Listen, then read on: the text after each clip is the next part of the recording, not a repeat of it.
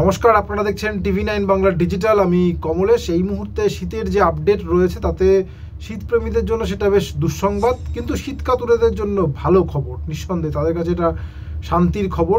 দেখুন, রোববার থেকে আমরা শীতের একটা কামব্যাক দেখেছি এবং সেই কামব্যাকটা খুব একটা খারাপ নয়। মানে জানুয়ারির শেষ লগ্নে এসে, মানে ধরুন আজকের তাপমাত্রাও যদি দেখা যায়, সর্বনিম্ন তাপমাত্রা পুরুলিয়ার সর্বনিম্ন তাপমাত্রা 7 ডিগ্রি সেলসিয়াসের ঘরে রয়েছে।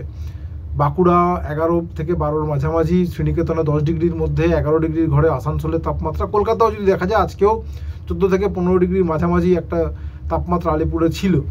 মানে মোটের ওপরে কলকাতার দিকে হালকা ঠান্ডা এবং জেলার দিকে, বিশেষ করে পশ্চিমাঞ্চল, বিশেষ করে পুরুলিয়া, এই অঞ্চলে তো বেশ ভালো ঠান্ডা। অন্তত রাত্রেবেলা, মানে সানডাউনের পর, সূর্যাস্তের পরে অন্তত বেলা গড়ানোর আগে পর্যন্ত বেশ ভালোই ঠান্ডা ছিল পশ্চিমাঞ্চল যদি দেখা যায়। তাও বলবো যে কলকাতা এবং লাগোয়া অঞ্চলে আজকে দুপুরের দিকে অনেকেই কমপ্লেন করছিলেন যে এই তো গরম পড়েই গেল। এই যে গরম পড়েই গেল, সর্বোচ্চ তাপমাত্রাটা কত ছিল আজকে? 25 ডিগ্রির আশপাশে।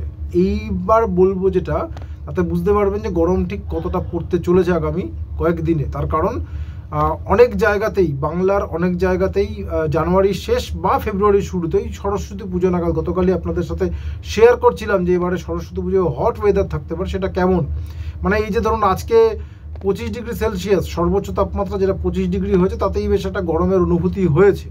এই তাপমাত্রাটা বাড়তে বাড়তে কোথাও 28, কোথাও 29, কোথাও 30 ডিগ্রি সেলসিয়াসে পৌঁছে যেতে পারে। অর্থাৎ শীতকালে যে গরমটা থেকে আমরা নিষ্কৃতি পাই, রাতের তাপমাত্রা তো নামেই অবশ্যই, কিন্তু দিনের তাপমাত্রাটাও অনেকটা নেমে আসে। মানে কখনো 22, কখনো 23, কখনো 24, আর মেঘলা আকাশ হলে তো আরও নেমে যায়।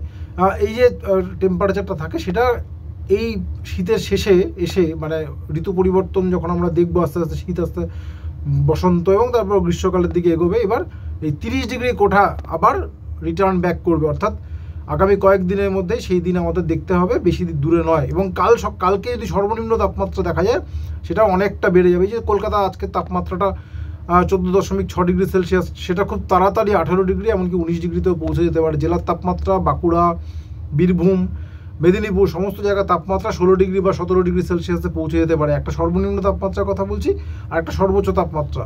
অর্থাৎ দিনের বেলা শীতের লেশমাত্রা থাকবে না। এবং এই যে ঝঞ্ঝা, পরপর দুটো ঝঞ্ঝা আসছে, একটা এই মুহূর্তে ইরানে রয়েছে, আর একটা 1 ফেব্রুয়ারি আসবে। এই ঝঞ্ঝা দুটোর প্রভাবে যা দেখা যাচ্ছে, ফেব্রুয়ারি 2-3 তারিখ নাগাদ মধ্য ভারতে অনেক জায়গাতে বৃষ্টি বাদলা, উত্তর ভারত, মধ্য ভারতে অনেক জায়গায় বৃষ্টি বাদলাও হতে পারে। এই মুহূর্তে বাংলাদেশে একটা ঘূর্ণাবর্ত রয়েছে, ফলে সব মিলিয়ে উত্তরে হাওয়াটা অনেকটাই দুর্বল হয়ে যাওয়া শুরু হয়েছে এবং আগামী দিনে উত্তর হাওয়া আরও দুর্বল হবে এবং বঙ্গোপসাগর থেকে জলীয় বাষ্প ঢুকবে।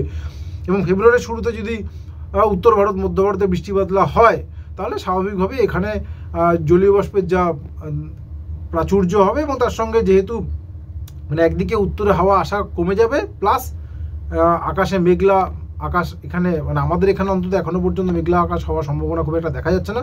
ফলে এই যে চড়া রোদ, সব মিলিয়ে তাপমাত্রাটা বাড়বে।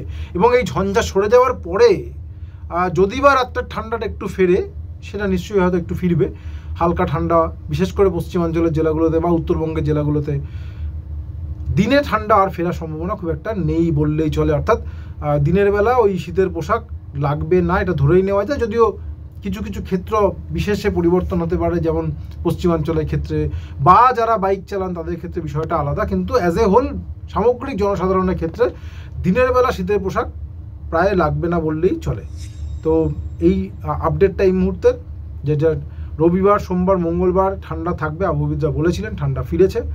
বেশ ঠান্ডা এখনও পশ্চিমাঞ্চলের জেলাগুলোতে রয়েছে, কলকাতার দিকে হালকা ঠান্ডা রয়েছে। এই ঠান্ডা থাকবে না, কাল থেকেই উধাও হয়ে যাবে। সরস্বতী পুজো পর্যন্ত ঠান্ডা ফেরার কোনো সম্ভাবনা দেখা যাচ্ছে না। আপাতত এটুকুই। সঙ্গে থাকার জন্য অনেক ধন্যবাদ।